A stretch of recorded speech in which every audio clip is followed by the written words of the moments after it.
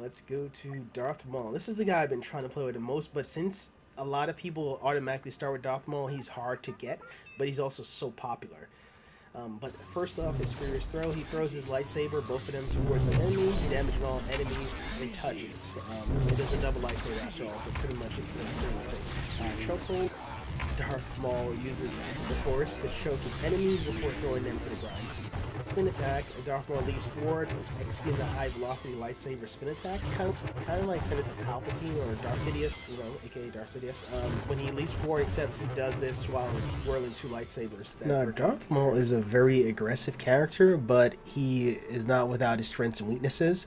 One of the things about Darth Maul is that he cannot block; he dodges instead, and that if he was able to block it, it would be a little bit overpowered because he's able to stop incoming damage pretty well, and then also dish out a ton of damage. So because of his aggressive playstyle, he's usually good for people who are really aggressive in like being the best, having the highest kill death ratio, and just really going after enemy and kind of breaking through the ranks, and just causing chaos because he can move so fast that he could really jump in there, do some damage, and hop out before the enemies realize what's going on.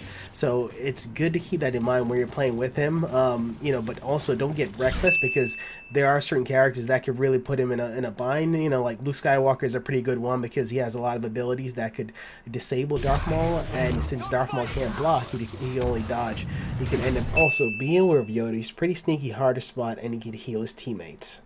A lot of damage and killing you pretty quick, as you can see just now.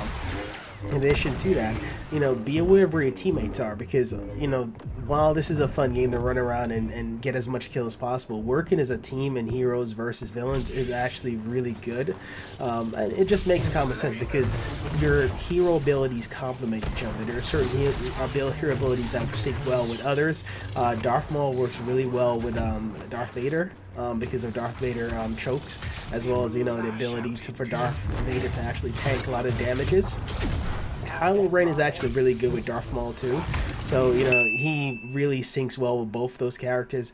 I wouldn't really say Darth Sidious, only because Darth Sidious is more of a spellcaster, whereas Darth Maul is a frontliner. So I mean, unless Darth Maul plans on tanking a bunch of people, which would result in him dying since he can't block, it wouldn't really be well. So just based on how I see the dynamics or the landscape of heroes versus villain right now, Darth Maul is definitely DPS, heavy DPS.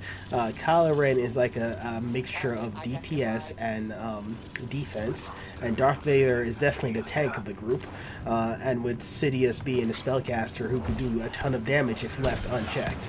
So keep that in mind when you're playing with Darth Maul. Make sure to be able to dodge effectively, because that's actually how you stay alive with Darth Maul. Make sure you understand the range of your abilities, and make sure you spec them out correctly.